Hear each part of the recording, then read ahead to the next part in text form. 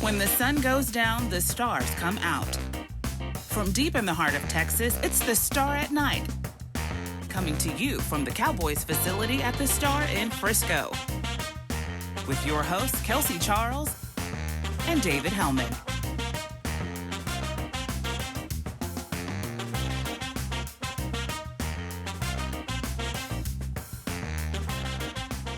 Welcome to The Star at Night. I'm your host, Kelsey Charles, joined by David Hellman. Dave, there's been a lot of discussion around Kellen Moore this offseason, and he's been interviewing for certain head coaching jobs, but he's not the only one. We are hearing lots of coaching switches, and a few of them are pertaining to the Dallas Cowboys, some potential ones.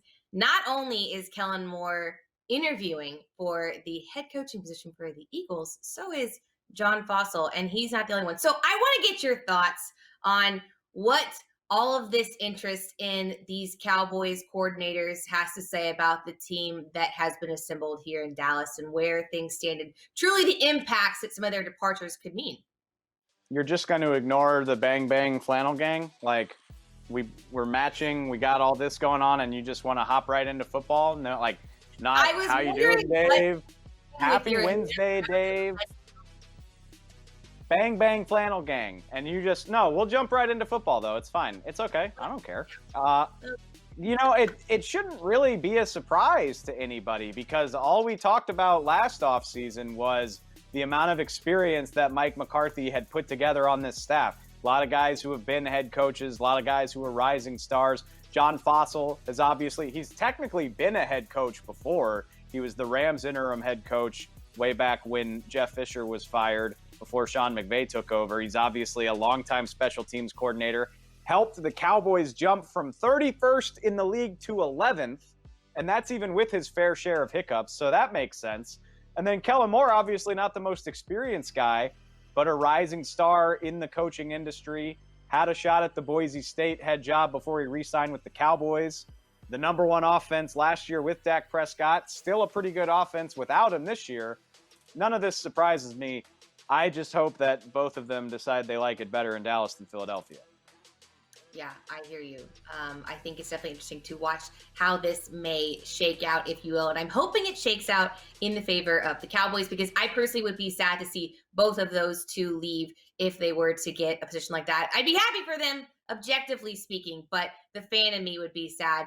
But I also want to touch base on not just the current coordinators for the Cowboys that maybe could have some movement happen in this coaching cycle, but also some of the former. So you're going to see a few names that you all are familiar with, namely Chris Richard interviewing for the Vegas DC position, but also former position coach, running back coach Gary Brown took a season off to really prioritize his health. He is in the mix for a role in Cincinnati. And yeah, I know you and I both are big GB fans. How can you not be just on and off the field? He is a quality man. What are your thoughts on those two? Do you think they are viable candidates for those openings? Yeah, I mean, Gary Brown's track record in Dallas speaks for itself. Didn't just coach Ezekiel Elliott, but was also here for all of DeMarco Murray's best seasons. So yeah, I think that makes a ton of sense. Having dealt with the health issues that he dealt with, I really hope he gets one, whether it's the Bengals or somewhere else. And then I think it's kind of funny. I would chuckle a little bit if Chris Richard wound up back in Las Vegas, obviously with Rod Marinelli. So we'll see where that goes. But no, it's certainly not surprising. Some definite ties you will see there. All right, Dave. I want to get your thoughts coming up here next on with the arrival of Dan Quinn, if this is going to impact the stock of some of the current players on this team. Guys, stay with us for more on that next.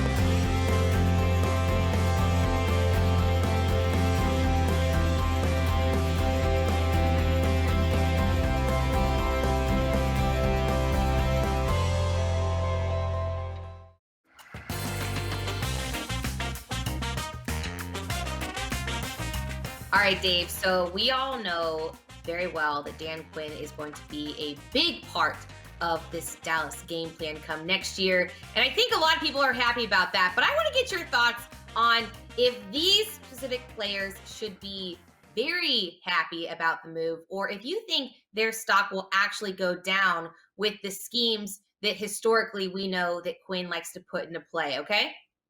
Lego, I love it. All right, so first up, we're going to talk defensive line. Let's go Tank Lawrence.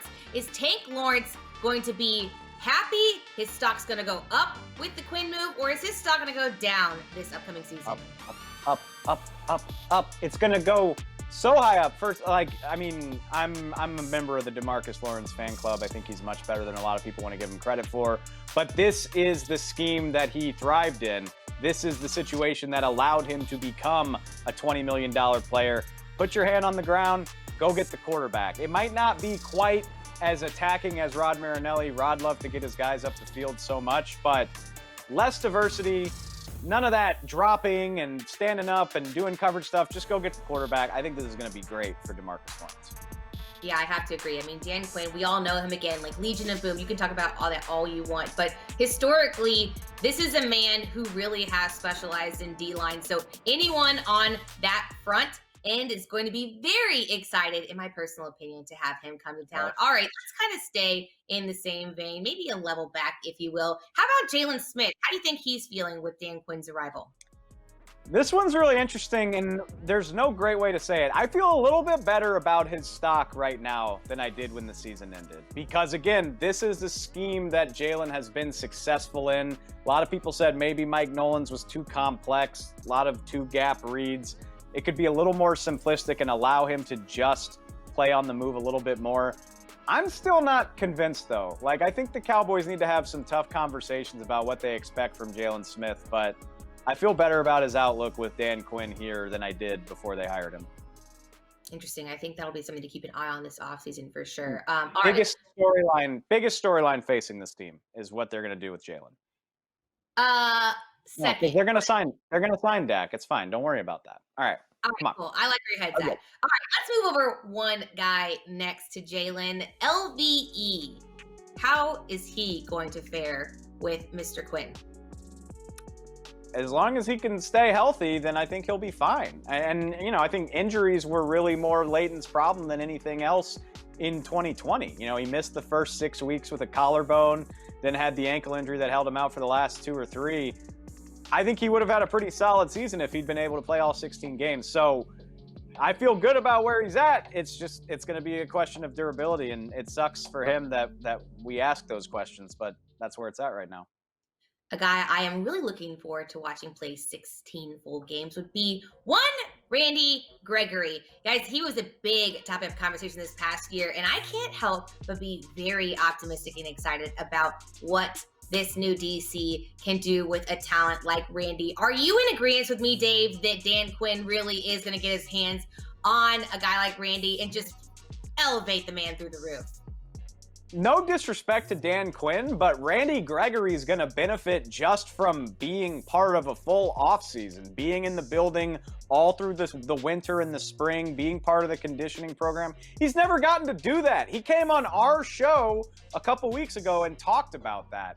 So regardless of who his DC is, I think Randy's going to be better for it. And then on top of that, again, a defensive coordinator that likes to get after the quarterback, that can do a lot of fun stuff with Randy's athleticism. Hell yeah, I'm very excited about Randy Gregory's future. All right, well, I'm personally very excited about our next guest coming up. We have country music artist, one of my personal favorites, Chris Young, joining us. Y'all stay tuned.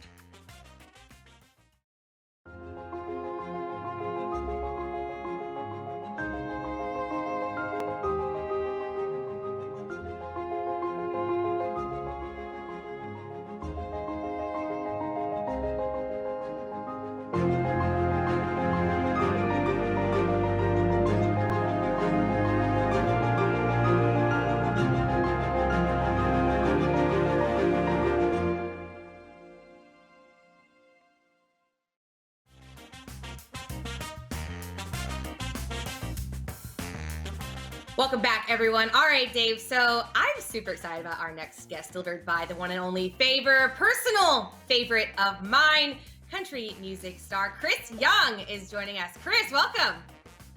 Thank you. Thanks for having me.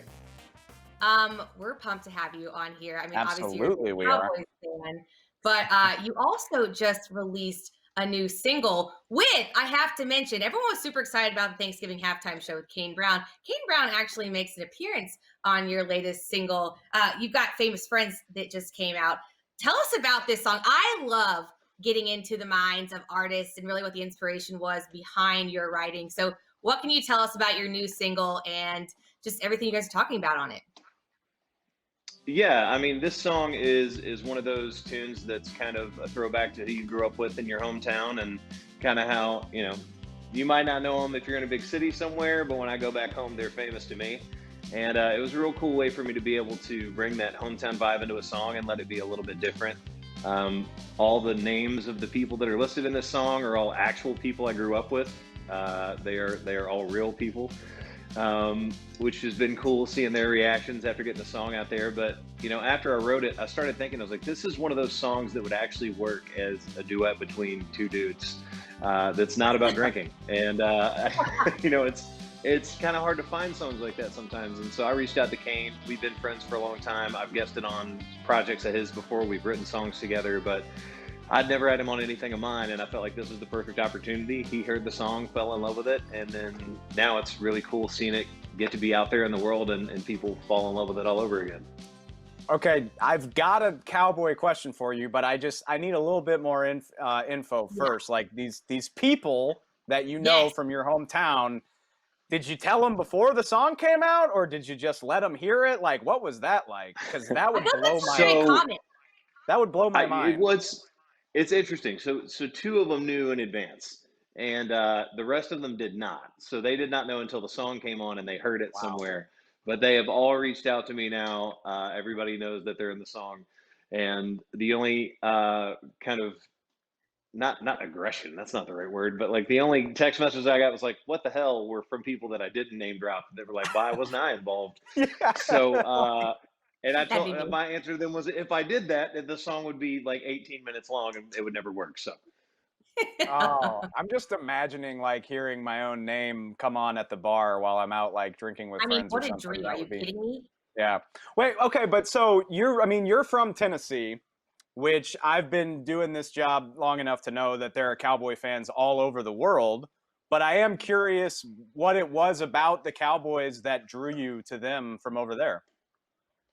well, when I was growing up, they were on fire and they were the team, and we didn't have the Titans. That's always like the first question I get from people here is like, why aren't you a Titans fan? It's like, look, I root for them, but I'm a Cowboys fan. That's never going to change.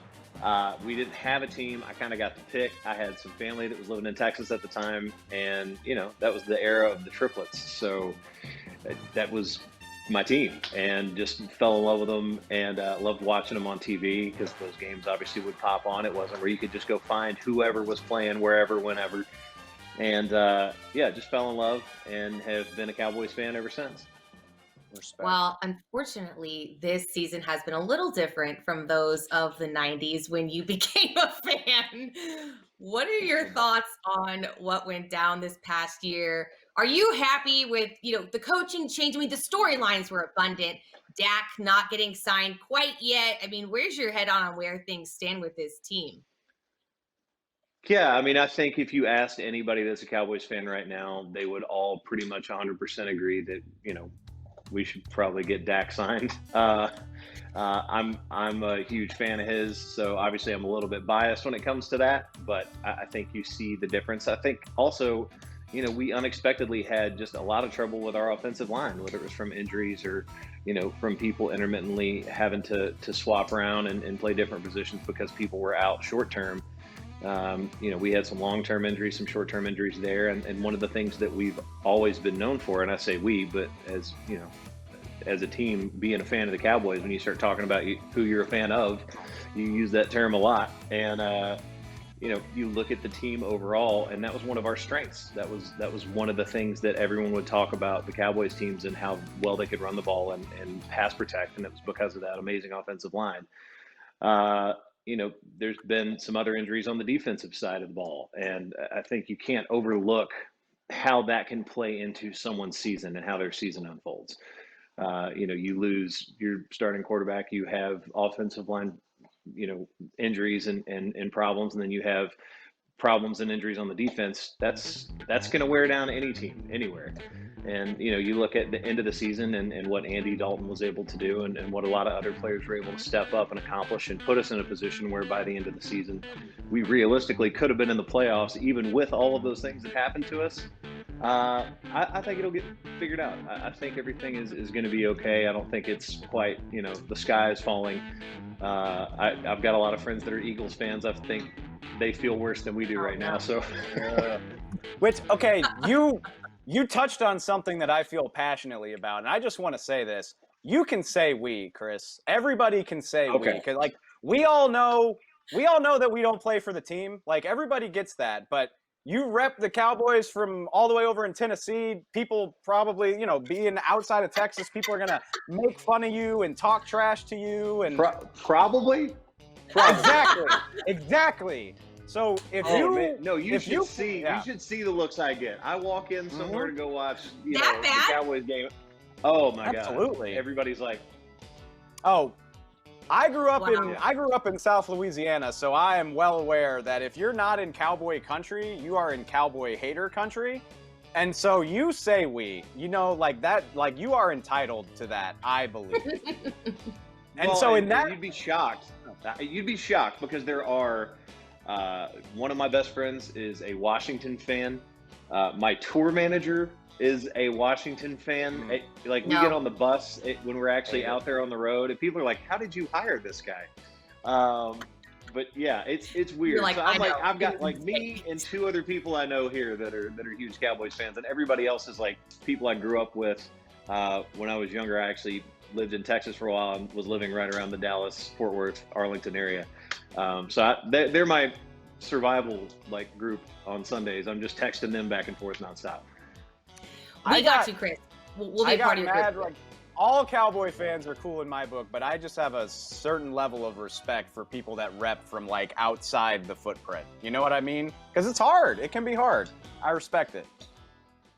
All right, so I want to talk more about. We're actually going to do a little bit of a game of our own. So playing off of the narrative of your newest single, I hope you're ready for this, because I love how you guys are keying in on some of the small town heroes. Well, the Cowboys have their own set of small town heroes, and I want you to guess which ones I am going to be talking about. So I'm going to give you a position and a hometown, and you have to pick which coach or player this is. So it's our own version of Famous Friends, if you will. Are you these are famous friends. Okay. Yeah, I'm ready for sure. I'm going to get myself in trouble with this. Somebody's going to be laughing. I'm going to mess this one up. So go ahead. All right. First up, we're going to talk head coaches. All right. So which Cowboys head coach grew up in Mission, Texas? You've got Tom Landry, Jimmy Johnson, or Mike McCarthy. Well, Mike is a Pittsburgh guy. Yeah. I know that. Yeah, it's not Mike. And then Jimmy, I believe, is from Arkansas. So really, just by process of elimination, I'm going to go with Tom Landry. Final answer for both of you? Yeah, I would go Tom Landry. I'm feeling good about this. Ding, ding, ding. We've got 1 for 1, y'all. Tom Landry did indeed grow up in Mission, Texas. All right, so you're 1 for 1. I'm going to go ahead and get things a little more tricky for y'all. Rolling up my sleeves. We're going to move on to tight end position. Which Cowboys tight end grew up in Gothenburg, Nebraska? Is it Jay Novacek, Jason Witten, or Ditka? Oh boy. All right. Well, we know Witt is from over by Chris over in Tennessee. I was gonna say. Yeah. Not worried about Witt. And actually, when I was down there with you at training camp several years ago, I got a chance to sit there and hang out with Witten for a little bit. So we know it's not him. We should put Dalton Schultz in here. Really, really made it difficult. There you go. Oh man. I kind of want to say Novacek. Is that weird? I think it's I think it's Novacek too, because I feel like Ditka. He's not from Chicago, but he's got that Midwestern. He might be from Pittsburgh too, or he's over from. I don't know. I think it's Novacek too. Honestly. All right. You guys, you're correct. Yeah. Jay Novacek did grow up in Nebraska. And you've got Ditka. He's also from Pennsylvania. So way to go, Dave. Wow. See? I know my accents, good. man. Let's go. All right. I'm glad you're on this with me because I wouldn't have known about Ditka. So. All right. Guess on Let's see if y'all can get this one. All right. We're going to move on to the next one for you guys. I've got D linemen. Which Cowboys defensive lineman grew up in Olney, Texas? Bob Lilly, Randy White, or Charles Haley? Oh boy. Okay. I'm thinking it's B or C. I know Bob Lilly went to TCU, I believe. So he's definitely from the area. But Randy still lives around here somewhere. So it's a good guess.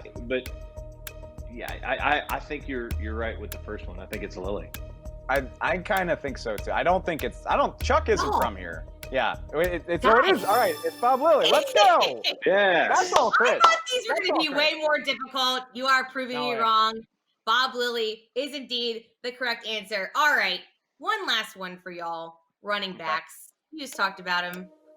Which Cowboys running back grew up in Rochester, Pennsylvania? Dorsett, Demo, DeMarco Murray, or is it Emmitt Smith? All right, well, actually, this is a great plug for famous friends from my hometown, because I am actually originally from Pensacola, Florida, which is where Emmitt Smith is from. So he's out of there. And I know Demo's from Vegas, and obviously Tony Dorsett went to Pitt. So boom, done, over and out. Wow. Famous friends. Love it. There it is. We killed that. Guys on one.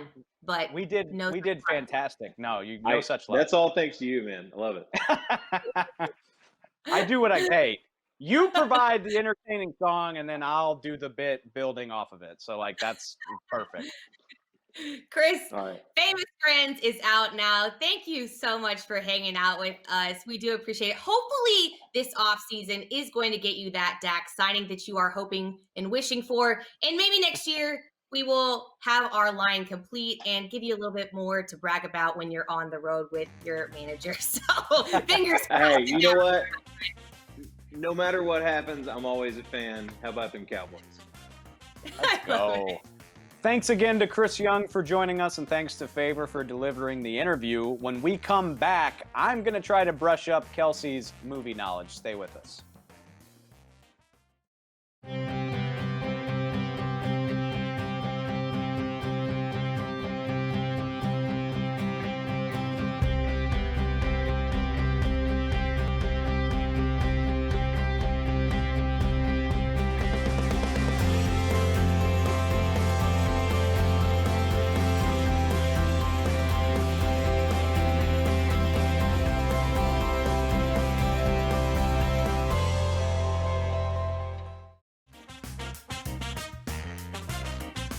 That does it for tonight's show. Unfortunately, that also does it for us on Fox Sports Southwest for the time being. We are done. Football season is over for us. We will still be on DallasCowboys.com throughout the offseason, Thursdays at 12:45 if you want to keep up with us. We will be back on your TVs next season. But until then, for Kels, I just wanted to say thank you all so much. You can follow her on Instagram. I'm pointing the wrong way as usual. Hey, Kelsey Charles. She's very active with her story. It's very annoying. But until then, we'll see y'all next week. And thanks for watching.